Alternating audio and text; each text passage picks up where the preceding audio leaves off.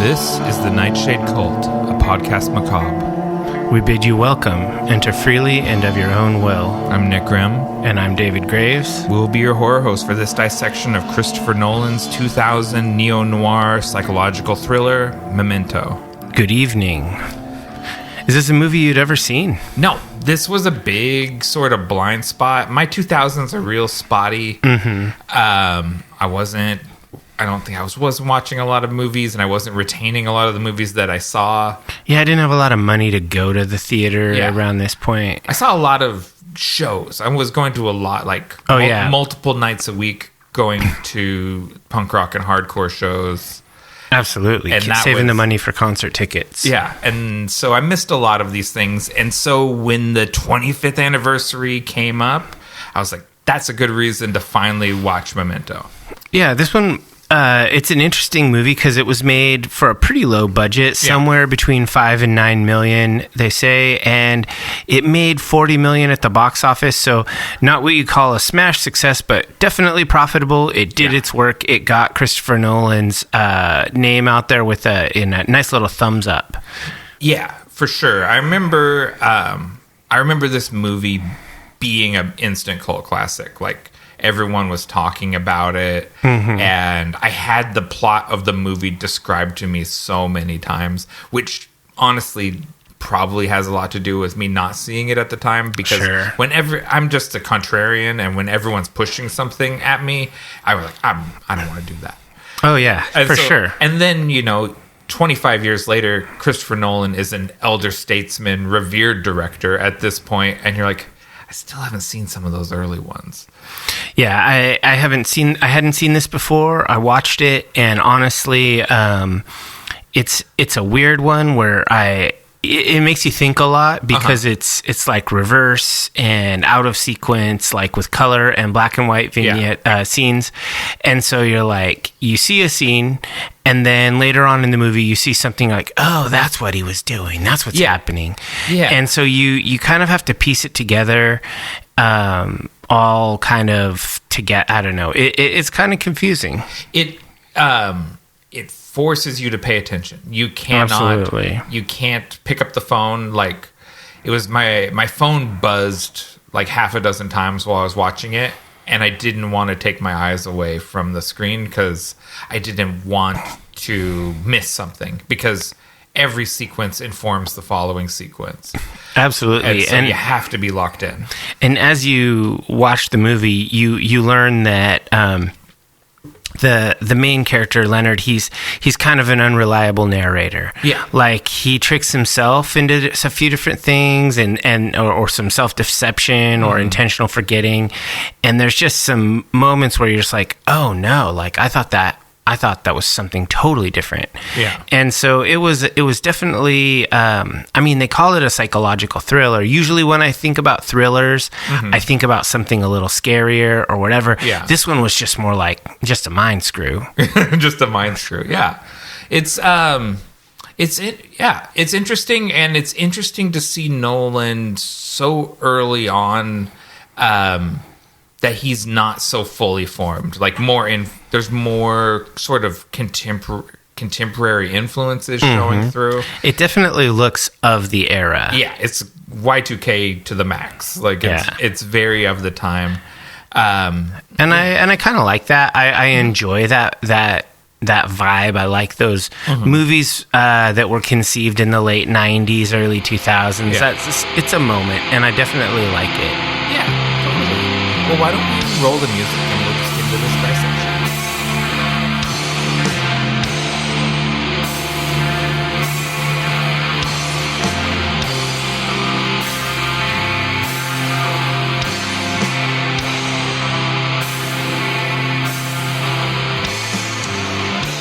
A man suffering from anterograde amnesia leaves himself clues in the form of notes and tattoos to lead himself to his wife's killer to get revenge.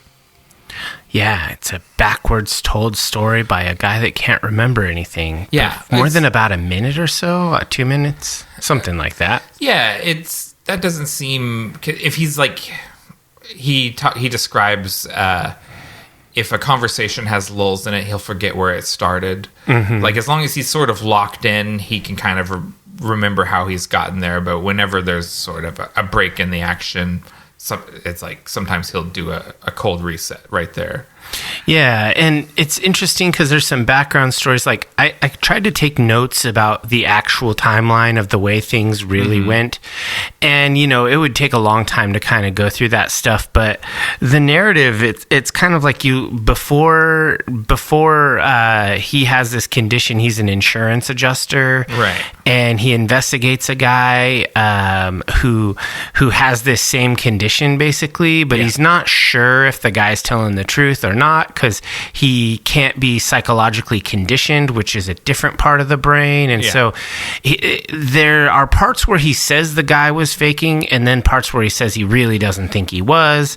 But then we learn that half of that story is kind of conflated with his own experiences. Yeah, and he's very clear that he does not believe that the guy was faking, only that the problem is psychological and not physical. Yes.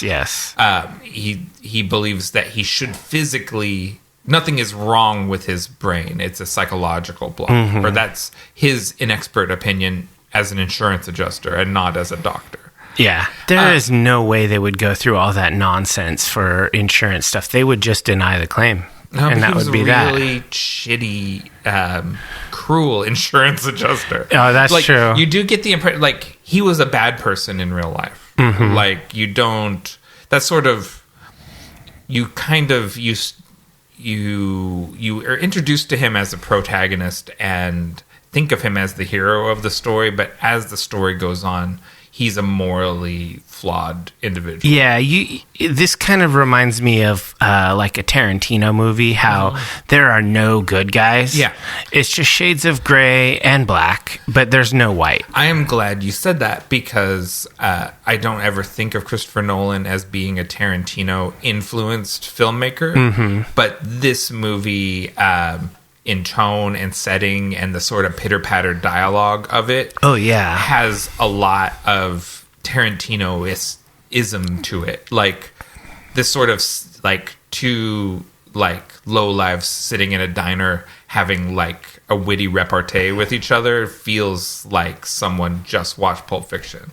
Well, yeah, I think if you're a person who is younger than, I don't know, mid-30s, I don't think that diner culture is what it was, because the internet now exists. People have found their people online. There's still a bit of it, but it used to be every diner all the time had crowds and swarms of young people. That's true. All the time. You go in at midnight, the place is hopping. Yeah, I remember there was one time my nephew, who's like now in his early 20s, but he was probably under 21 at the time. Yeah. And he's like, yeah, I'm probably gonna just go to Denny's with my friends and we'll just be there until 3 a.m. drinking coffee and talking. And I was like, that's still what kids do? And he's like, you used to do that? Like, it's like, yes.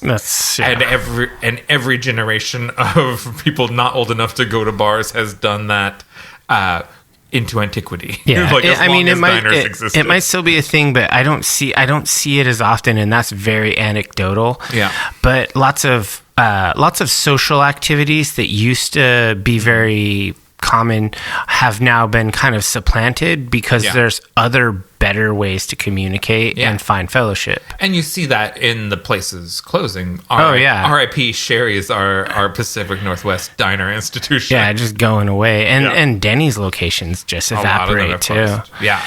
So, like, the storytelling in this movie is, it's non-linear, it's or reverse linear and forward in alternating scenes. So I watched Nolan diagram it out, and he draws a hairpin.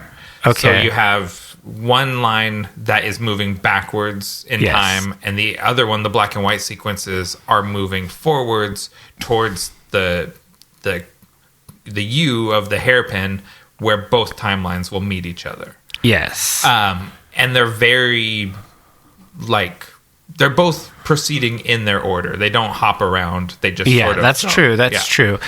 And it gives you a weird disjointed feeling, but really it's all editing. Like this is really just tons of editing tricks. They filmed it over only 25 days. That's pretty insane.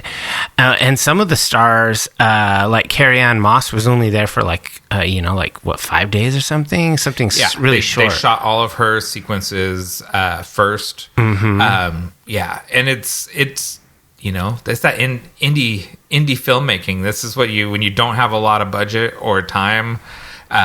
You've got to do things quick and with a real plan. You got to know what you're shooting and how to do it. I feel like it would be really fun to work on one of these. Like, obviously I'm dramatically unqualified to make a film like this, but to work with a filmmaker and just sort of be part of it, that sounds like it'd be really fun. Just as like an AD, or something, whatever. Assistant AD probably, AD's a bit. That's helping guy. I write. I could do that. Best boy. There we go. Some of these credits. Gaffer. No one knows what a gaffer. They probably need money. We could invest, become producers. Yeah. Yeah, there's a lot of opportunities. So, Cultists, if you are an independent filmmaker or know any in let's call it the West Coast, just hit us up. Yeah. We're interested. Associate producer. I just want a credit. I don't even care. I just want to do it. Okay, so you mentioned the editing. It's edited by Dottie Dorn. This is another movie where the editing is key, I think. You're balancing two timelines, and there are also flashbacks within the two timelines to the Sammy Jenkins storyline. Yeah. So it is complicated, but the thing about Nolan is he's so meticulous. He's like a Swiss watch filmmaker. Yeah, he's definitely a plotter. Everything makes sense in a Nolan movie, but he makes you work for it. I feel like Nolan is like the opposite of David Lynch, who's all vibes all the time. Yeah. Nolan is like probably has spreadsheets of shit. Yes, I think so. And I think diagrams, spreadsheets, like notebooks of notes and things, depending on what medium he likes best. But he seems way more Ridley Scott-esque. Who's my favorite filmmaker, probably. And I like that. I like when there's a lot of consistency. Yeah, and he's very, open about being heavily influenced by Scott. That's his guy, obviously. And there are shades of Blade Runner to this. I think Ridley Scott is a little more follow the muse even than Nolan. Probably. Nolan is very regimented. So written and directed by Christopher Nolan, based on a short story by his brother Jonathan Nolan. Yeah, I noticed that. I thought that was pretty cool. Yeah, and I would almost say inspired by instead of based by, because the two stories were written in conjunction based on the same idea. But they're significantly different. The Jonathan Nolan short story that was published in Esquire magazine,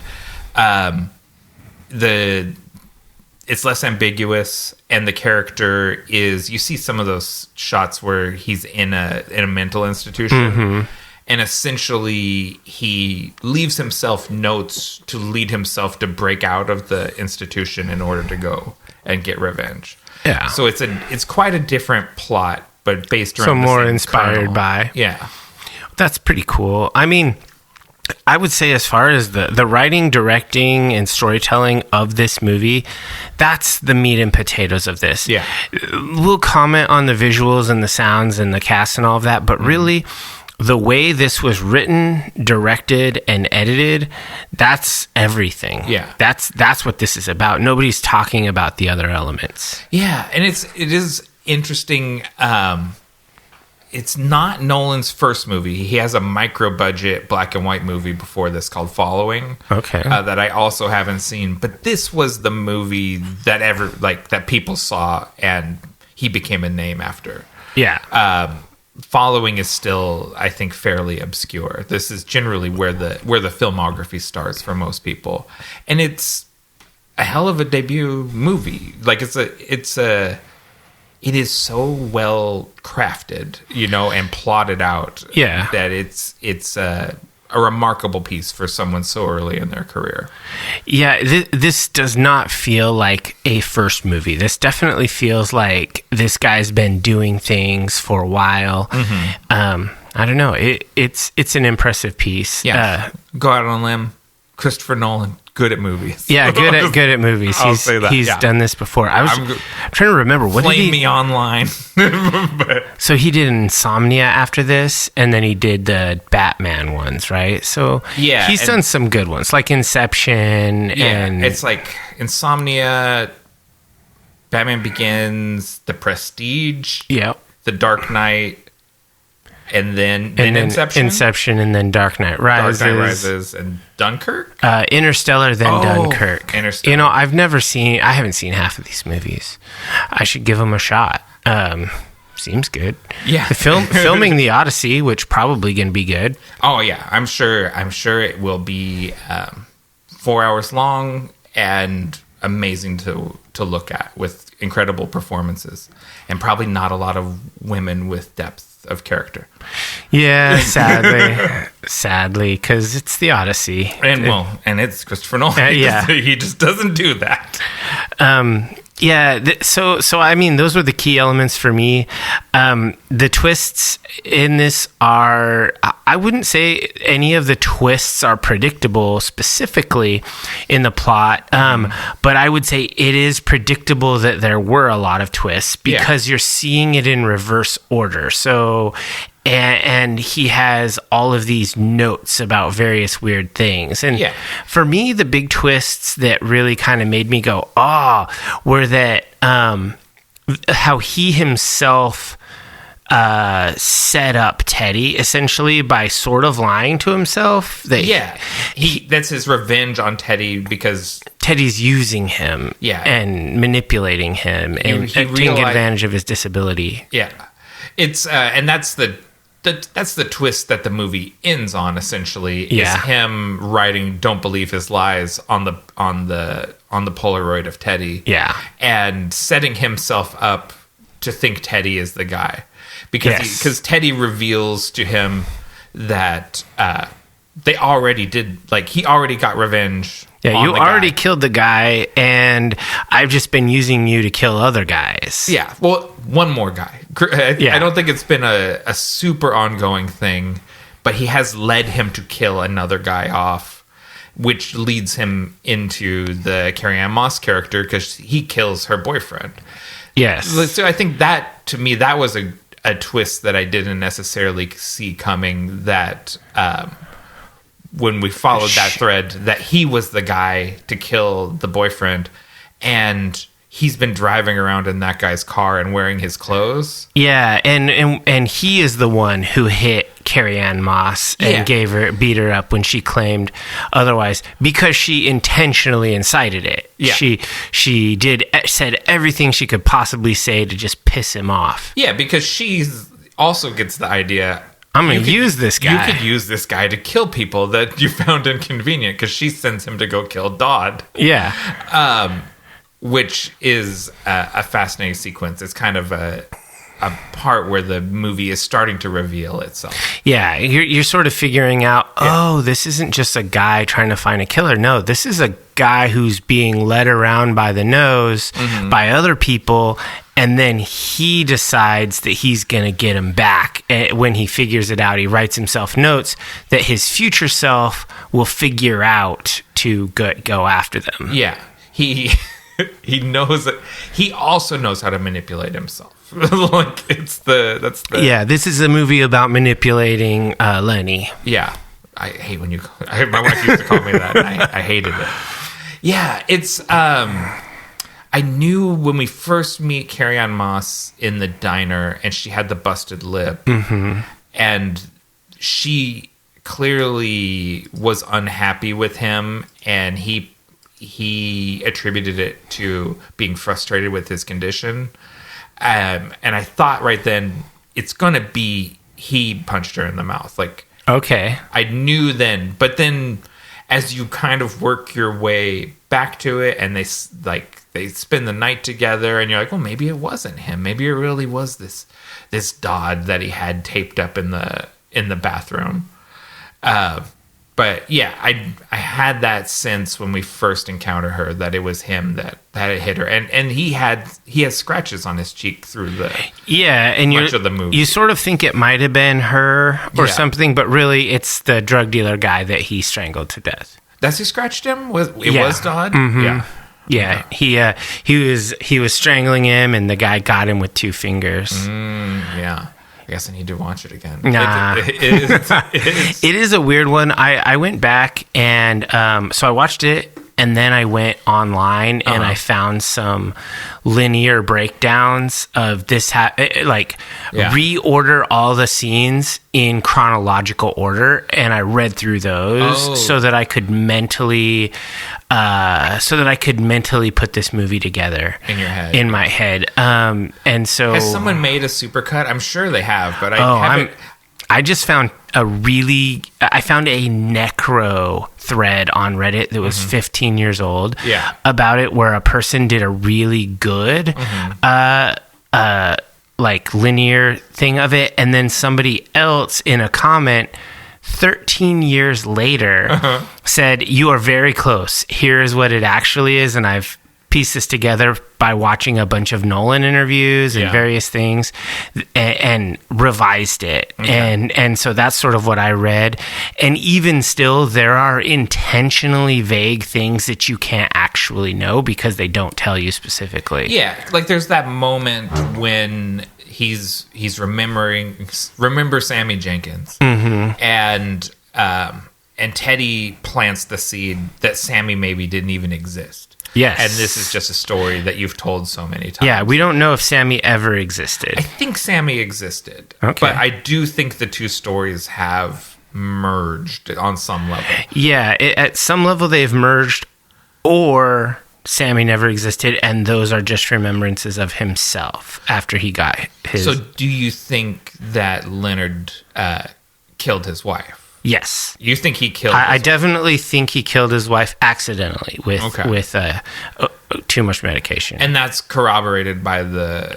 That is the prevailing nerd theory online, but it is also one of those ones that is an asterisk. Yeah. It could be that he didn't. Yeah. But yeah, it is... most of the clues lead to him doing it. Yeah. But he says that his wife didn't have... diabetes, but he is an unreliable narrator. Yeah, he's completely unreliable. He lies to himself intentionally. There is no reliable narrator in the story. This movie is like... it's like those, the famous, probably the more famous mind screw movies like Sixth Sense and Fight Club, where you can't really know exactly what's going on. You can think you knew, but you just have to kind of go with it at a certain point and just sort of enjoy what it is. There are shades of Fight Club to this, too. Yeah, and that's the year before, or... Yeah, I think so. It's in the same zone. Like I think that this sort of trick storytelling was novel at that time. Yeah, it was very much in the moment. Like I do think Pulp Fiction sort of kicked that off, the revival of it, when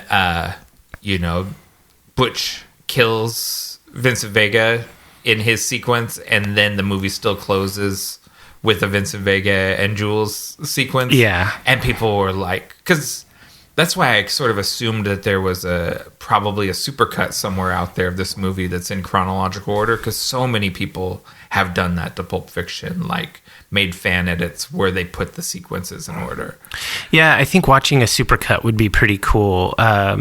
But, not really necessary, because I appreciate this for what it is. It would actually probably be quite a bit less interesting, because you wouldn't be thinking about it the whole time. And it would just be a guy getting screwed over by scumbags and screwing over scumbags. Yeah, that's ultimately what this movie's about. And that's why I found it a little bit hard to invest mentally in it, because... it's just a movie about a guy getting screwed over and over again. And then the scab keeps getting picked off, and then finally you figure out he screws them back, so he gets some vindication, so you're like, yeah.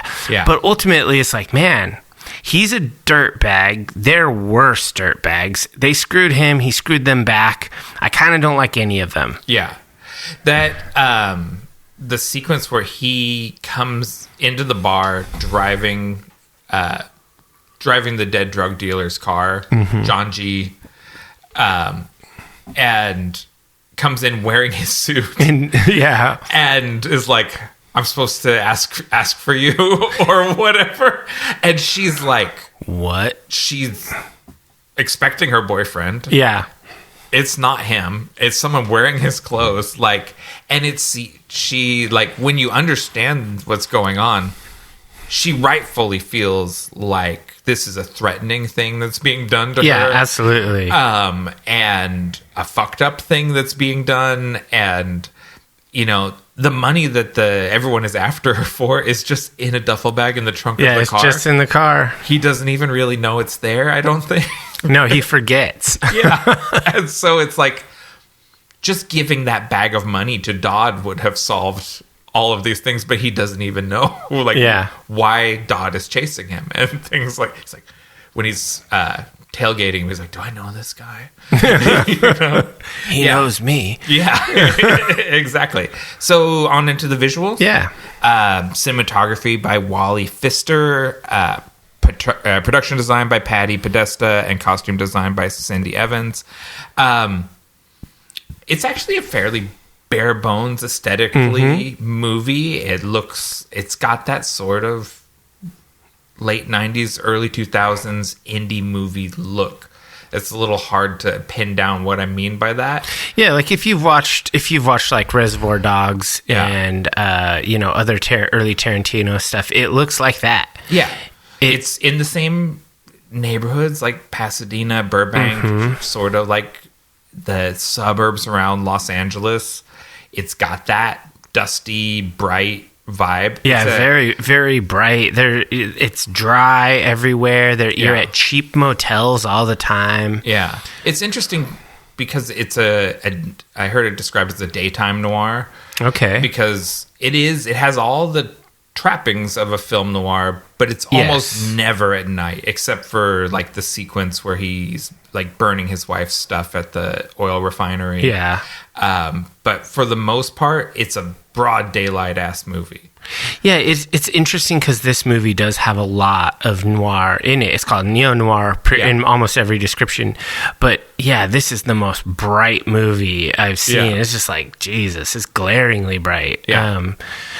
I like the way that it looks because it gives a certain mood all the time. Like anybody who's been to LA or it really evokes LA. It's this sort of endless strip malls and motels and like it's Night City. A Route 66 gone by, like everything is past its glory days. Yeah. Like it all seems like 50 years ago this place ruled. And now it's just like sleaze. Yeah, it had shades of Vegas in there from time to time. Yeah, I think in dialogue, I think they talk about being like it's supposed to be out like on the way to Vegas. Okay, like it's outside the city. Everyone has I think Nevada plates on the cars, or it's a mix of Nevada and California plates, or I don't know. I'm not great at those sort of little details, but it's just the sort of shitty desert town outside the city. Yeah, and it uses some other visual elements that I think are cool. I really like the Polaroid pictures that he takes and the notes that he writes on them, the notes that he writes himself, the tattoos with all the clues. He writes the facts down. I was like, why do the facts tattoos have to be so big? Like you got a lot of space on your thigh. They're big to show how important they are. I think that the tattoos, it's everything is in a different font. The tattoos are wild because like they all either are readable from looking down at yourself, so they're pointed towards him, which would be reverse of normal tattoo logic, where they should be readable to people looking at them. All his tattoos either point towards him or they're reversed, so he'll see them in the mirror. When he's got the big rocker across his collar that says John G. raped and murdered your wife. Yeah. Pretty intense. That's a conversation starter. Yeah, that's no V-necks for you. It's, I think incredibly aesthetically influential. Like a lot of people got sort of bodysuits, like Memento style bodysuits. You see people with lots of like just little script everywhere, like all sorts of different things all over their bodies. I think that type of tattoo style has really, it even to this day, lots of people get lots of little writing tattoos around them. It's an interesting thing. I don't know if it traces directly back to this or if this was just part of like momentum moving forward. I don't know. I would put it on this movie. I don't remember seeing a ton of that before this. But maybe. Yeah, let us know what you think, Cultists. I think this movie had a big influence on that. What other? I gotta say, his hair took me back because that's what my hair looked like. Yeah. in the time period, I was like, anytime he's sort of like walking away, and I think like, that looks like me going to work in this same time period. Yeah. Like the blonde hair and the sort of a little too big suit. And I was like, that's me going to wards for sure. Yeah, that was the style of the time. You wore your suit a little big because suits had been a big thing at the at the time and a little earlier. Yeah, and so people were wearing the suits with shoulders a little too wide, a little baggy. Mm-hmm. Yeah. Also, he took his suit off a dead man that was considerably larger than him. For sure. Anything else? The black and white sequences. Yeah, I really like the black and white sequences. I feel like they looked really good. Yeah, they really amped up the contrast. There was, it wasn't just all black, all white. Obviously, there's shades of gray. Yeah, but it felt really stark. Whereas the color sequences felt bright and saturated. Yeah, there was a lot of it really was, like a night and day situation. And it gives you almost the impression that those sequences are far in the past when they really aren't. They're maybe a day earlier. Some of them. We're only like a couple days. It's only a couple days in either direction. Except the Sammy stuff, maybe. Yeah, that is back. He looks like a respectable gentleman. Like he's got his slicked back hair. Maybe I don't think it's as bleached. Like it's a more natural color. Yeah, probably. Yeah, and so that is. Probably, I don't know, a few years ago. Yeah, it seems a few years ago. It seems like a 90s thing. Yeah, it seemed, a decent bit in the past. But I like the black and white sequences, and he's got like an old-fashioned kind of box telephone, and he's in the hotel room, and those really seem very noirish. For sure. Where they're... kind of tribute, doing homage to the style of the original film noir films. Yeah. I liked the black and white parts a lot. They were really good. Okay, audio. So we have the score by David Julian. Yeah, this was pretty good. I've been listening to it a bunch today. It's very of the time. His parts of the score are super sort of moody synth. Ambient music. It kind of reminded me. It was like almost like the synth parts in Twin Peaks. Oh yeah. Oh for sure. Yeah, I could see that. I think he cited Vangelis's score for Blade Runner. Oh yeah, for sure. That too. It's all in the same vein. And then there's a bunch of needle drops in there of sort of like trip hop and drum and bass and electronica artists. Again, very of the time. Thievery Corporation, Moby, Paul Oakenfold. It's that was the thing to do at that point. It's much more contemporary than I associate with Christopher Nolan, where I'm used to having like Hans Zimmer scores that are like operatic and like very timeless. This feels very 2000s.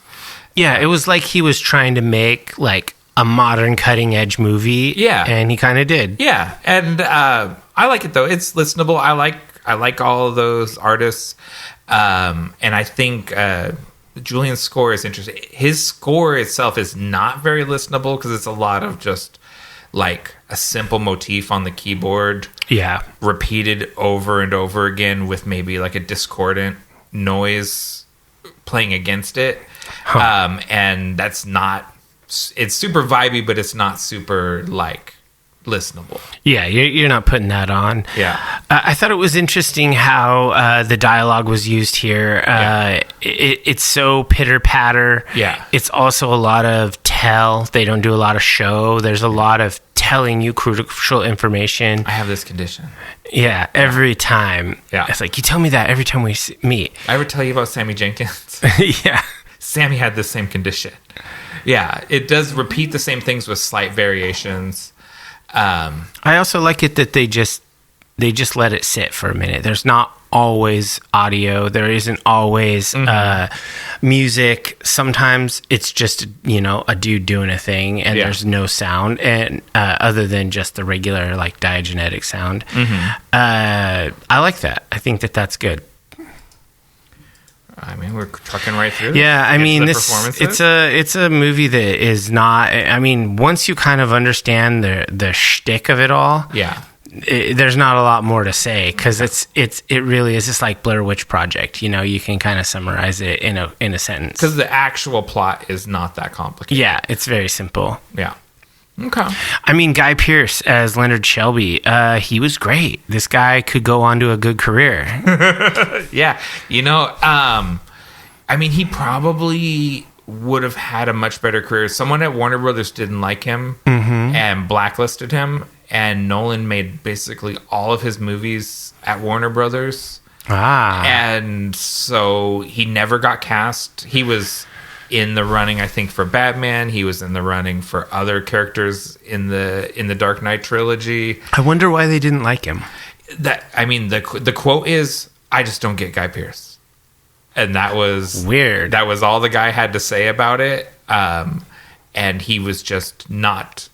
He was not allowed to be cast in a Warner Brothers movie. It's weird, really weird. And he's had to. I mean, not a bad career. He's sort of turned into a villainous character actor. Yeah, I think. Sure. He's been in a lot of things as not the starring role. Yeah. But it's odd because he is very handsome and he could be a leading man. Seems like a leading man type guy, like could be a Brad Pittish guy, but just didn't have that career. Carries the movie. The movie, everything is about him. The he's in basically every scene. Him. And it is a great performance. I forget he's Australian until I see interviews and I'm like, oh, okay, yeah, I just think of you as an American guy because that's what I'm used to seeing. Yeah. And then I got Carrie-Anne Moss here as Natalie. Yeah. She seemed like she was hot off The Matrix, and I think there's just like weeks in between wrapping on The Matrix and coming to this, because she gets Joe Pantoliano,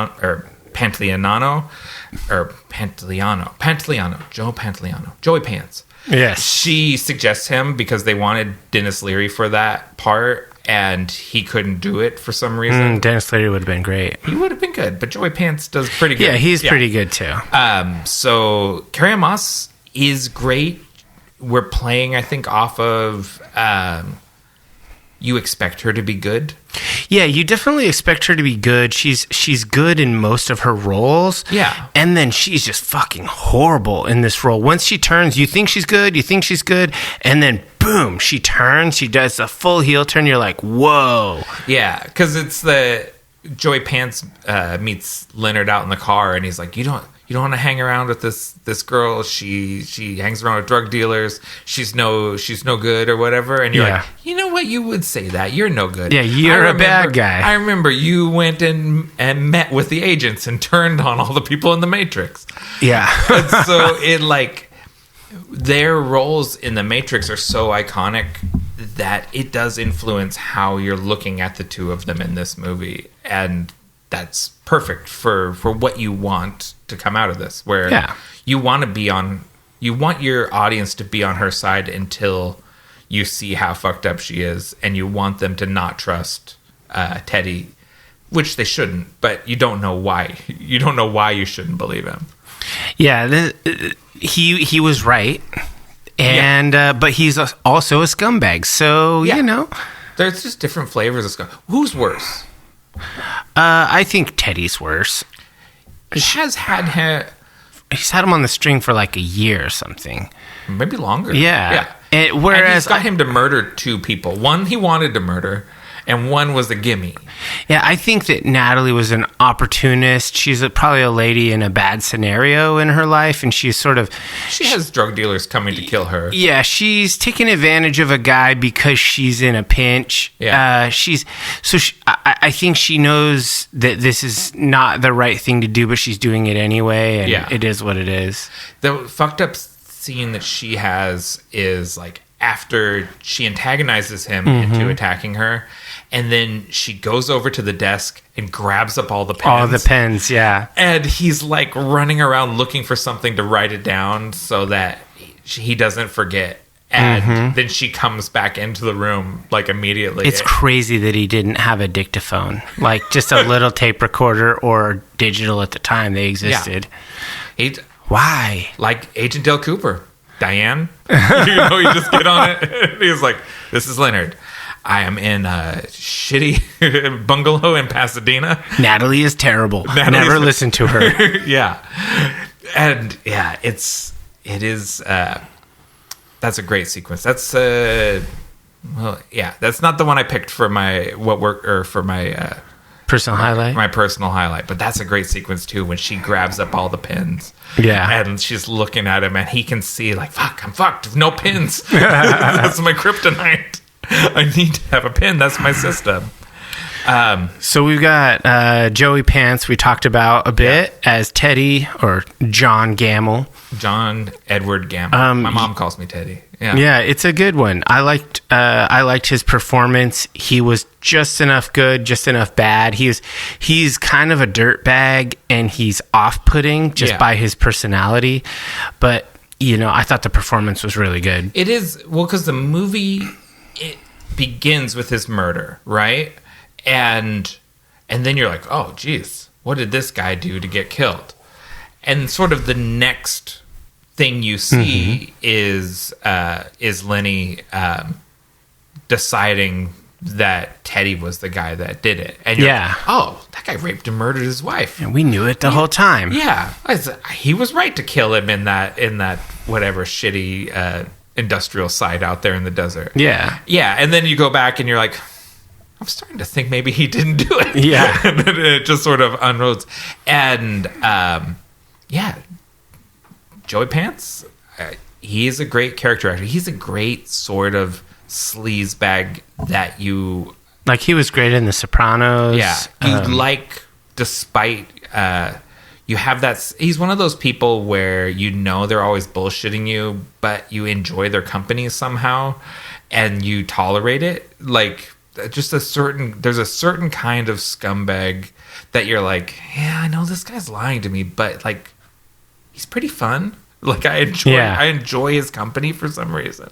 Yeah, that charming dirtbag is a thing. Yeah, and that's what he is. And you're like, I don't really trust you, but I do like you, despite it all. I can't help but like you. That's the main cast. There really are 3 main characters. There are lots of other acters. Yeah, like Mark Boone Jr., Bobby Elvis from Sons of Anarchy is there as Bert, the guy at the hotel. I guess Stefan Tobolowsky as Sammy Jenkins or Jenkins. That's a heartbreaking performance. Yeah, that's a rough role. And then his wife, Harriet Harris. Yeah, that's a tough one too. The thing that really struck me, I feel like hopefully in 2025, our feelings and understanding of mental illness has progressed quite a bit in the last 25 years. Yeah. And the fact that she had no sort of wiggle room between he's either faking it or it's real, and couldn't find the sort of like, he has a psychological problem that is not allowing him to make new memories. Yeah. And she keeps trying to trick him and do things like... She gets the ultimate trick. I'll die if he doesn't stop faking. And he doesn't stop because he wasn't faking. Yeah. That's a real bum out interlude in the movie. Like, it really is. It's one of those things where she dies and Sammy becomes institutionalized, and he doesn't remember that she died. And the whole thing is like, man, this movie's starting to bum me out. Like, it was exciting, and I was feeling like I'm putting clues together. I'm a detective, and you were having that sense. And then this story comes to its conclusion, and you're like, oh, this movie's a sad movie. This is a bummer movie about bummer people, not an exciting movie about cool people. Absolutely. I mean, that's most of the cast that really warrants discussion. So, what was your personal highlight? It is the sequence with Dodd. Okay, I love the whole Dodd thing. But in particular, the part I like is when they go to Dodd chases him to the oil refinery, or no, it's like a trailer park or something. And he comes through, and Leonard goes, okay, so what am I doing? And he sees Dodd. He goes, oh, I'm chasing this guy. And Dodd pulls on him and shoots off a couple rounds. And he goes, no, he's chasing me. And like this sort of being in a foot chase with someone and not knowing how you got there and needing to roll with it and engage in it because it's a matter of survival is a fascinating conundrum to be in. Yeah. Like not knowing how you got there. And then like the way the whole thing plays out, because it plays out in reverse with he has Dodd taped up in the bathroom of this hotel, which it's not even his. It's Dodd's apartment that he's in. He's got the guy taped up in his own apartment, and then he takes a shower in the guy's apartment because he kind of comes to in the bathroom and he's like, I guess I haven't taken a shower, and so he just goes and takes a shower and is trying to figure out why am I here, and then gets in a fight with the guy. Yeah. And it's just all because of the order we experience the events. It's kind of one of the most like frantic parts of the movie. Yeah, it's really good. Teddy comes through and keeps him from killing Dodd because that clearly was the intention, was he was supposed to kill this guy. Yeah. And Teddy's like, I think we just drive him out to the desert and let him go. Let's not murder him. Your note says get rid of him, right? Let's get rid of him, not get rid of him. So anyways, the sequence with Dodd was my personal highlight. What about you? So yeah, you were hitting on it earlier. The scene where Natalie freaks out at Leonard and is just terrible, and then she's goading him and pushing his buttons and all of that. Yeah. And then finally she's saying like, I'm just gonna blah blah blah blah blah and you'll never remember it. And then she scoops all the pens and she goes out and sits in her car, and he's like, oh my God, what am I gonna do? And he's looking around, and then like, a minute later, she walks in and she's got, bruised up split lip, and she's like, he hit me. Yeah, he's like, who did this to you? Yeah, and it's like, oh my gosh, she's wicked. Yeah, it's like diabolical, so evil. Like I loved the scene. It was so good. He was Leonard oh man, just taken advantage of to the max. Yeah, and he. Because Teddy says that thing to him like the next morning, right? Mm-hmm. Where he's like, you said you had the feeling someone's trying to get you to kill someone or kill the wrong person or whatever. Yeah. And it's like, he's like, yeah, but I think it's you. I'm still not on your side when you tell me that. Yeah. No, yeah. That was in the running for another best sequence. All right. So what worked for you? Just kind of reiterate on some of the things we've been saying. The performances. Mm-hmm. Carrie-Anne Moss, Guy Pearce, Joey Pants, all give like powerhouse performances. It's a very tight movie, almost kind of a three-hander between them. Him in the middle and them kind of fighting over influence on him. And they're all great. They all give really strong, sympathetic performances. You sort of...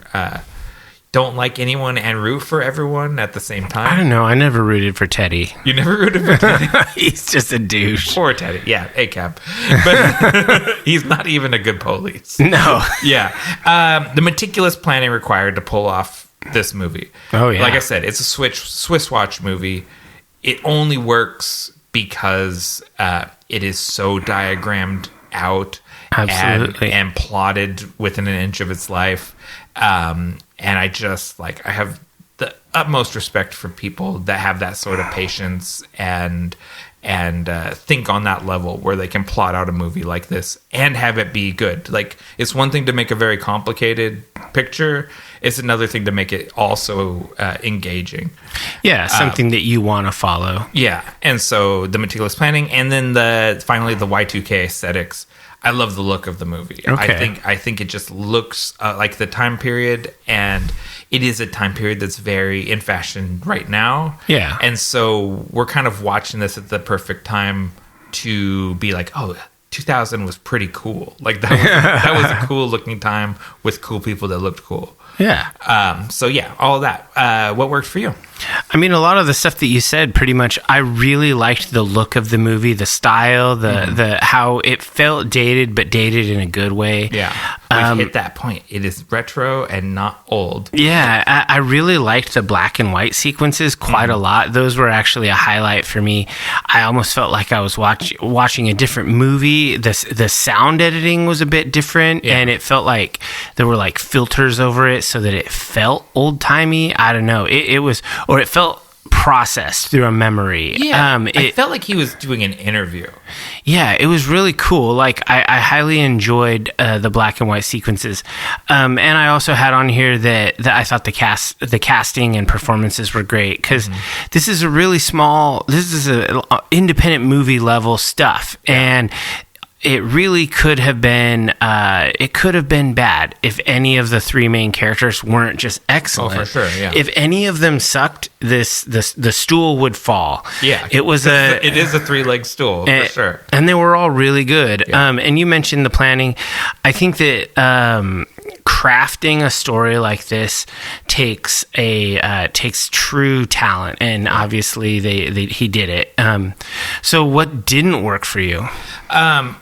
I think it is. I would say it's a nearly perfect film, but it does start to drag as you get towards the end, and most of the twists seem revealed, and we're just getting towards the sort of the part where the two timelines meet each other. Okay. And I just felt like this could all be tightened up. It just feels a little baggy here.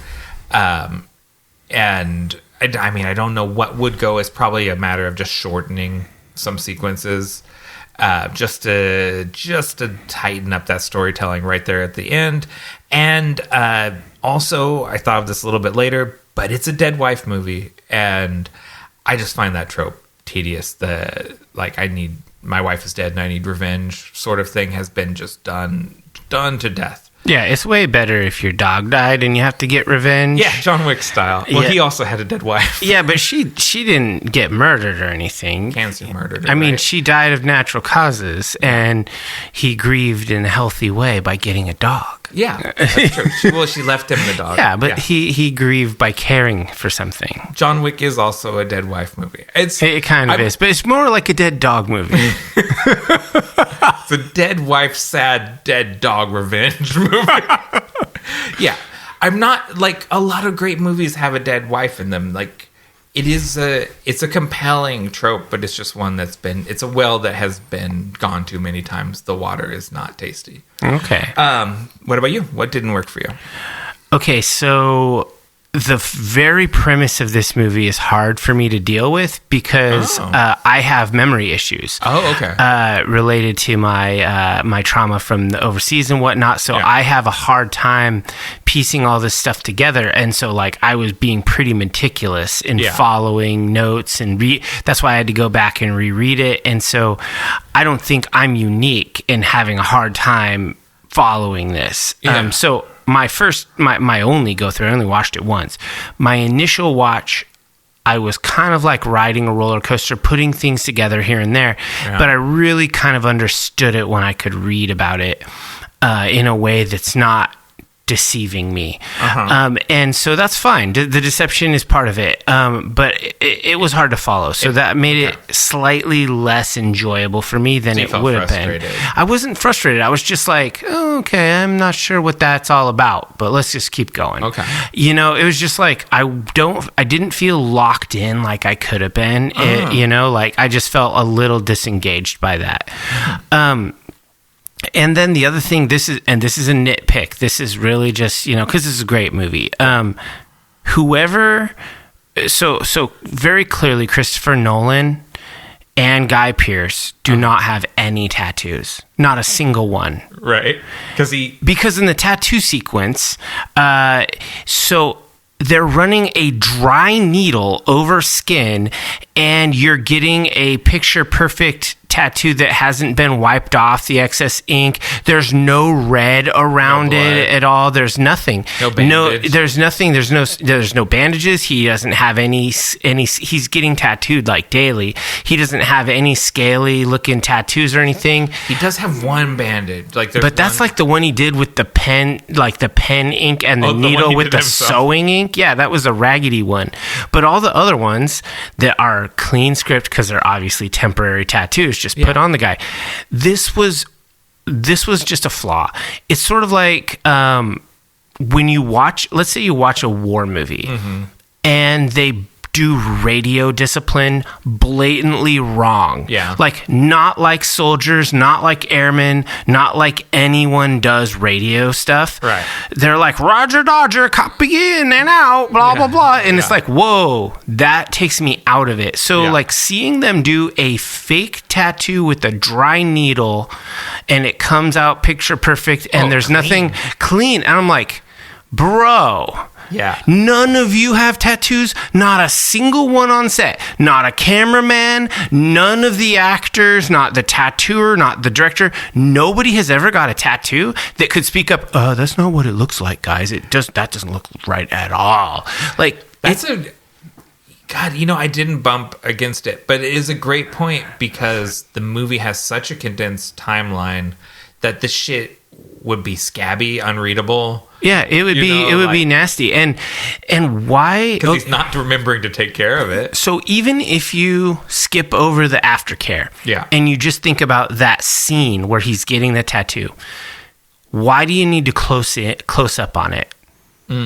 Because you get it. If, let's say, he's just sitting there and like talking and looking at note cards while someone's buzzing on his arm or whatever, you don't need to close in because you don't have a subject matter expert on hand to make sure the scene doesn't suck. Interesting. The scene sucked.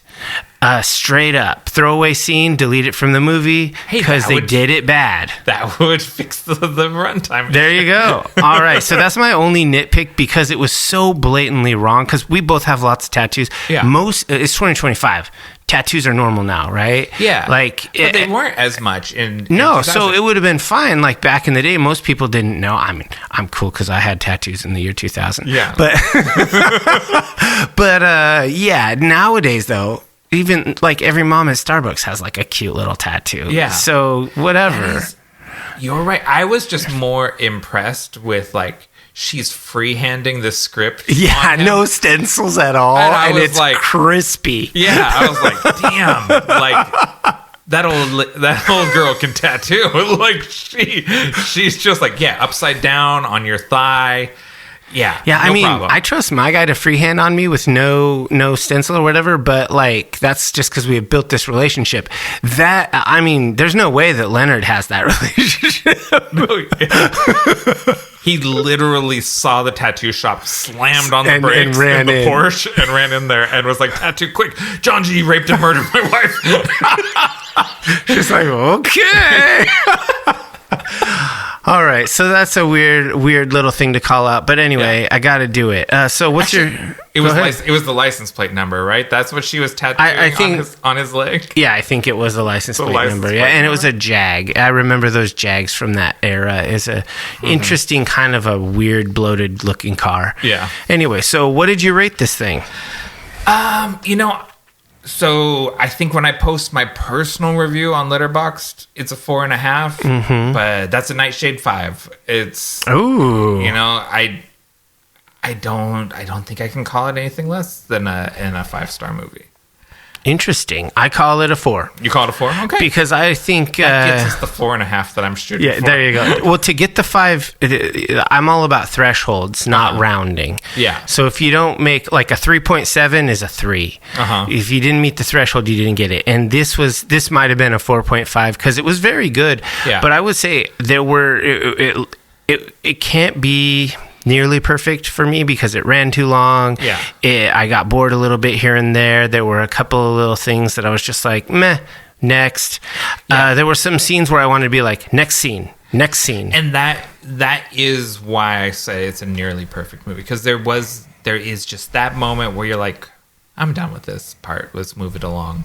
And if you think that, then it's not perfect. Yeah, and so we're sort of in the realm of the various critics. On IMDb, it's got an 8.4, Rotten Tomatoes 94, and Metacritic 83. Yeah, so more than a 4, less than a 5. That's more than a 4. That's what I think about this movie. Yeah, too. I'm firmly in the 4 category, but I did like this movie. Yeah. It's an unqualified recommend. So let's go ahead and take a break, and then we'll come back with The Vault of Darkness.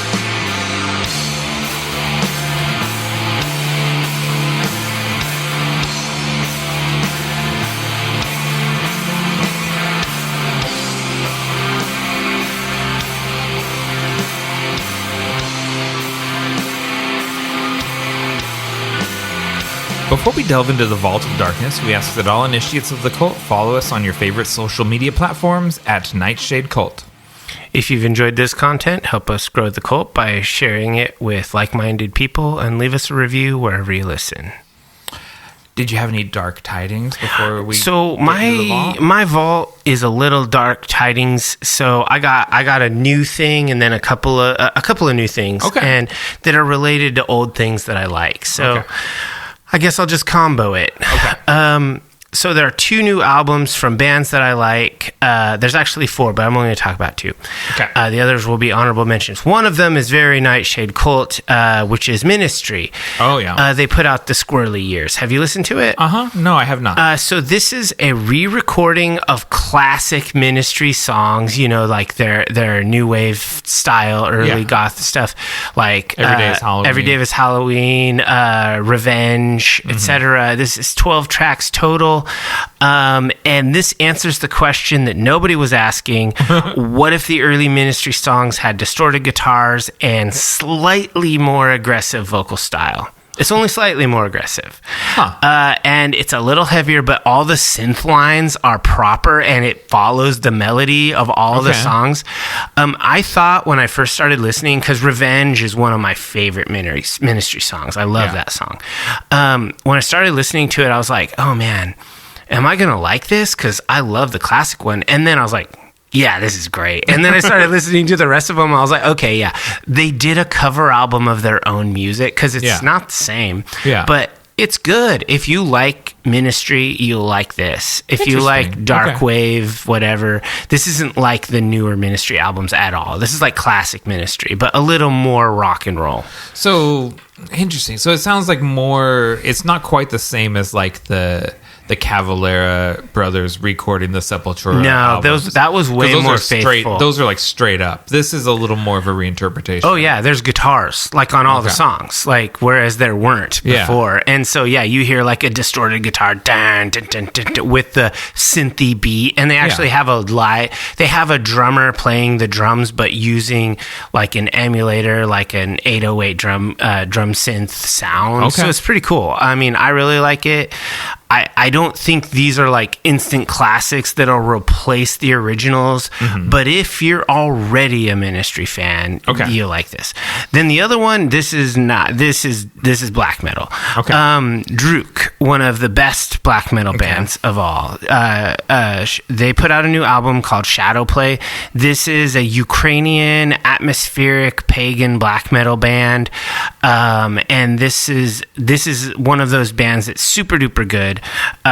They put out pretty much no duds. And there's a little sketchiness around one of the members who used to be part of a band that had a bad rep. But the main guy, this is a good band, and the music is not political or whatever. Except, of course, they themselves are very political in their anti-Russia stance. They raise money for buying drones for the Ukrainian military and stuff. But really, this is just about the music. Okay. This is Druk Shadowplay, and this is a 6-track album, which is about normal for them for a black metal album. It's extremely melancholic, and that makes sense given the state of their country and all of that.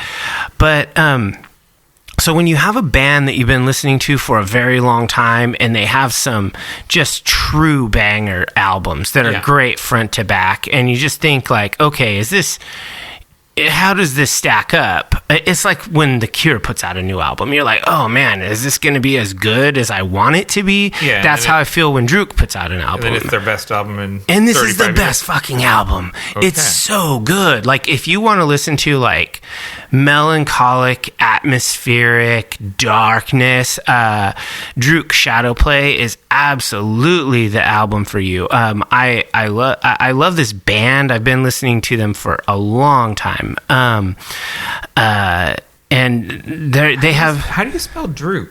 It's Drudkh. K-A. Yeah, they're Ukrainian. And they're super good. And so then the two honorable mentions, and I haven't given these deep dives. I would say I've listened to them, but I haven't like spun them on repeat.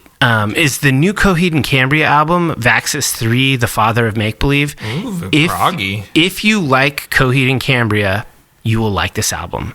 And if you don't know if you like Coheed and Cambria, ask yourself, do you like The Police? Do you like Rush? Do you like something slightly heavier than either the Rush or The Police? But it's a power trio vibe with high-pitched vocals and very proggy guitar playing. Super duper good. I like that stuff because I'm a nerd.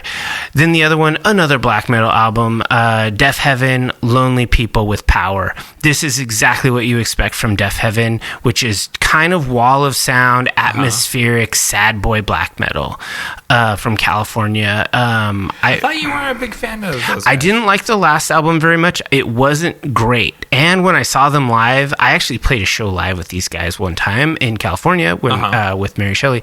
But I didn't love them live.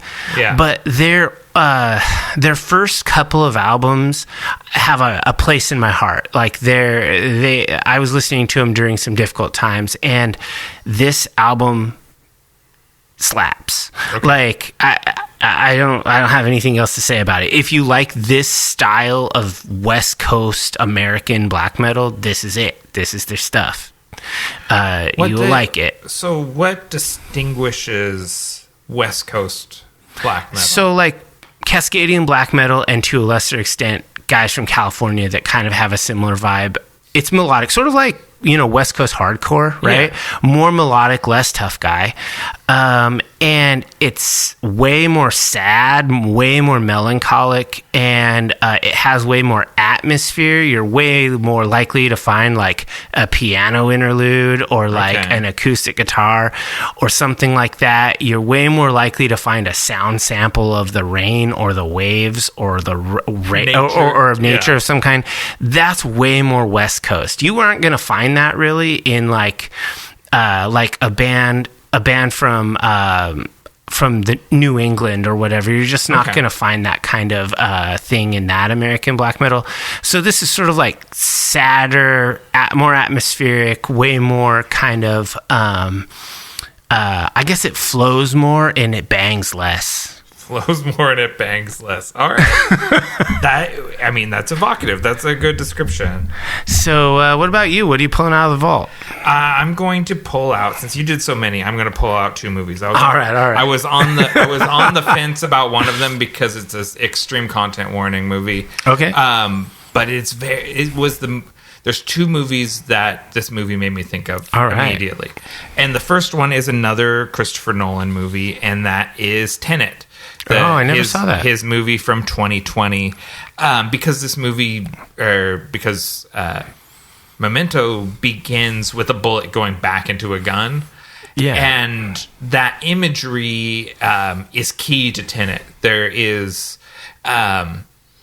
Tenet is in some ways, like a more complicated Memento. Oh, my word. Because it's got a heavy sci-fi element. Okay. Where there are people and things with reversed entropy that are moving backwards through time. So there's bullets going back into guns and cars driving backwards and people who are reversed from the proper timeline. But it is sort of structured in a way that's very similar to Memento, where the movie is circling back around on itself. And this stars, what's his name? It's Denzel's son, John David Washington, as the protagonist. Mm-hmm. The guy literally doesn't have a name. He's just the protagonist. And it's James Bondy. It's like a super spy movie with a hard sci-fi edge to it. It's got Robert Pattinson in it, and Elizabeth Debicki, and Kenneth Branagh, and it's another one. It's another one you have to be locked in and watching it and paying attention, because there's stuff. There's constantly things moving both directions in the timeline. Like he encounters himself. The protagonist encounters himself moving both ways through the story. And so you need to be locked in with it. But it's not my favorite Nolan movie, but it seems to be like the culmination of some of these ideas that he's had about timelines and storytelling. Obviously, going back to the beginning of his career, it's like, how would I do this if I had a huge budget to do it with, and big movie stars? And I just think it's an interesting movie, and it's not, maybe because of when it came out and people didn't, a lot of people didn't get to go see it. It's like right after COVID. It's sort of during COVID. It's during COVID, like. He was adamant about having a theatrical release, but most theaters weren't open. And so it's like an extremely limited release. And then when it went on streaming, he was very, very unhappy with things, unhappy with Warner Brothers when they dumped all their movies onto HBO Max. So Nolan, he said, you went to bed working for the greatest movie studio in the world and woke up working for the worst streaming service in the world. What an arrogant prick. Honestly, I make music. I put out a goodly number of albums in my life. Yeah. If I insisted you could only listen to them on hi-fi stereos with proper speakers and an amplifier that I approve of, people would think I'm a dipshit. Yeah. That's exactly how I think of directors that say, you can only watch my movie the way I want you to watch it. Yeah. No, dude, you put art into the world and people do with it whatever they want. How they do. Yeah. It's interesting to pull that back to David Lynch, who just were recently deep diving so much. In Catching the Big Fish, he talks about you have to come to terms with the fact that people are going to watch movies on their phone.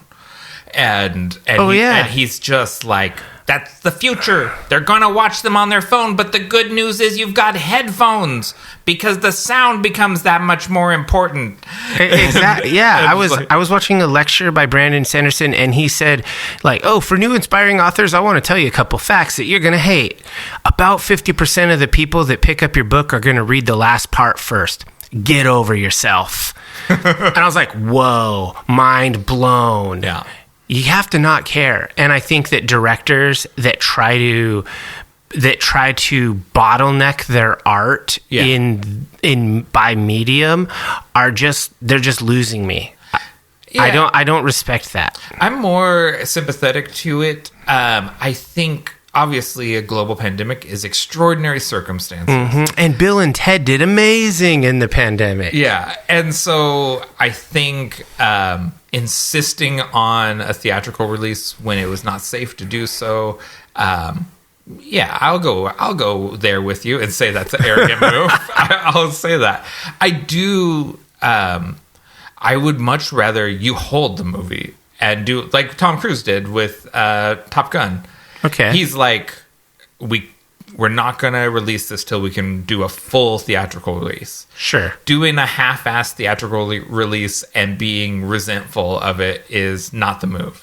I totally agree. But regardless, I think this is part of why a lot of people miss Tenet. It slipped by them. Yeah, I didn't even know that movie existed. Yeah, it slipped by them, and they came back with Oppenheimer. Like, they're like, oh yeah, new Nolan movie. And Tenet just, like, slipped by. Yeah, I basically was, like, thinking, Dunkirk, then Oppenheimer. But also, like, during the COVID years or whatever, if people weren't putting things on streaming services, I wasn't considering going to a theater. Yeah. Like 0% chance. Yeah.